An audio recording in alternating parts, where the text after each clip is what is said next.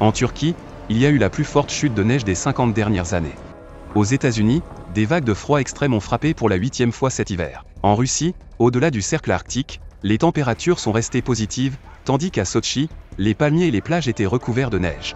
En Arménie, à cause du mauvais temps, plus de 1000 accidents de la route ont été enregistrés en une journée. À propos de ces anomalies climatiques et d'autres événements survenus du 19 au 25 février, vous pouvez voir la suite dans cet aperçu.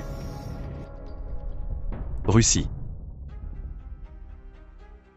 Le chaos thermique sur le territoire de la Russie continue de surprendre les spécialistes. Sur la péninsule de Kola, au-delà du cercle arctique, il n'y a pas eu de gelée certaines nuits, et pendant la journée, la température a atteint plus 5 degrés Celsius. À Mourmansk, cet hiver n'a pas seulement été anormalement chaud, mais aussi exceptionnellement neigeux. La quantité de précipitations a atteint son plus haut niveau en 90 ans. Le 24e février, des variations de température brusques ont été enregistrées dans l'Oural. Le contraste le plus impressionnant a été observé dans la ville d'Ivdel, dans la région de Sverdlovsk. La nuit, la température y est descendue à moins 26 degrés Celsius, tandis que le jour, elle a grimpé à plus 2 degrés et 4 dixièmes. Un écart de 28 degrés et 4 dixièmes en seulement 12 heures, un véritable défi pour les habitants de la région. Au sud du pays, une météo anormalement froide s'est installée, accompagnée de chutes de neige abondantes. La fin février en République de Kabardino-Balkarie a été la plus froide jamais enregistrée dans cette région. En montagne, la température est descendue jusqu'à moins 30 degrés Celsius.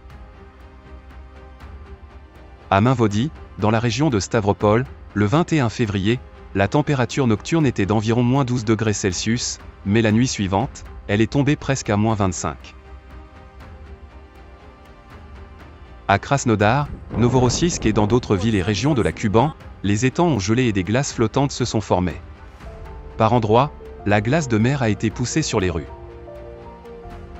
Le littoral de la mer d'Azov a été recouvert d'une épaisse couche de glace en raison des vents forts et des températures basses. Les stations météorologiques des stations de montagne de la Kuban ont enregistré des précipitations records. À Sotchi, la neige est tombée non seulement dans les zones montagneuses, où la hauteur des congères atteignait 3 mètres, mais aussi sur le littoral. Les pelouses vertes, les palmiers et les fleurs étaient recouverts d'une épaisse couche de neige, ce qui est un phénomène extrêmement rare pour la région. Le verglas a transformé le relief complexe des routes de Sotchi en un véritable terrain d'essai. Les bus ne circulaient pas, ils glissaient, et certains quartiers n'étaient accessibles qu'à pied. Géorgie. Les intempéries ont également frappé la Géorgie voisine. À cause des chutes de neige dans l'ouest du pays, des trajets en train ont été annulés. Dans la région de la station de ski de Gudori, la neige a presque entièrement enseveli les voitures. Dans la région de Kakheti, le trafic des transports publics a été suspendu.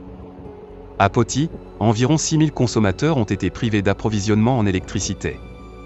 En raison du climat doux à Batumi, une station balnéaire où la température moyenne maximale en hiver est d'environ 10 degrés Celsius, le chauffage n'est pas prévu dans les maisons.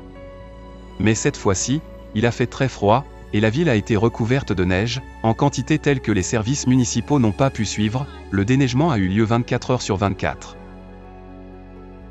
Arménie. Le 20 février, une forte chute de neige a frappé l'Arménie, provoquant un chaos dans les transports. En une journée, plus de 1000 accidents ont été enregistrés dans tout le pays. Dans la région du mont Araga, l'épaisseur de la neige a atteint 120 cm.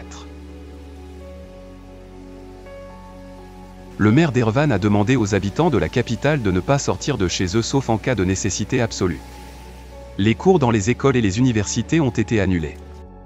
Un air froid en provenance de l'Arctique a également frappé le Moyen-Orient. Grèce.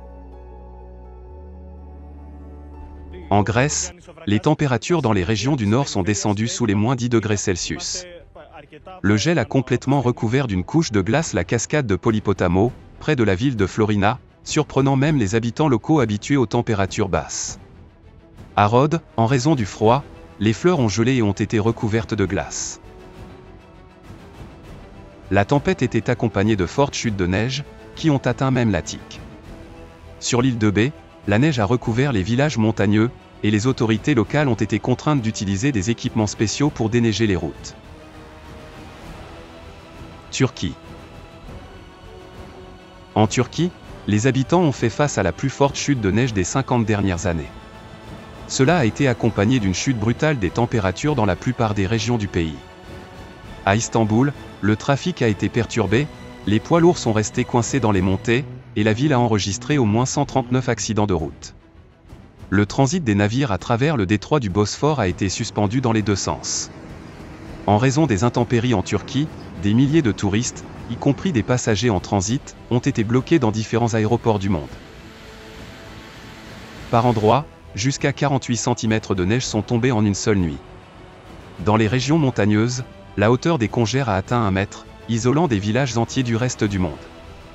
À la fin de la semaine, l'air arctique a progressé encore plus au sud, touchant Chypre, le Liban et Israël. Irak.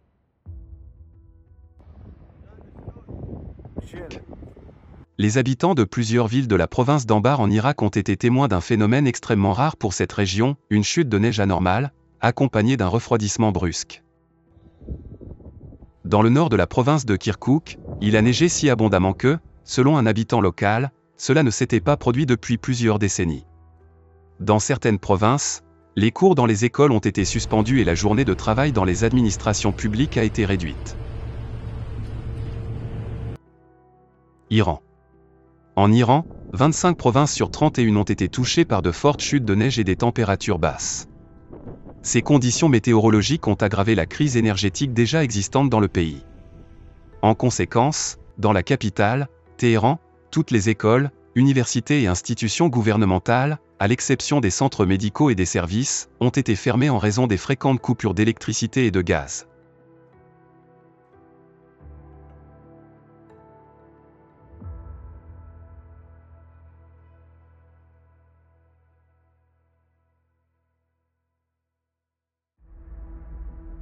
États-Unis.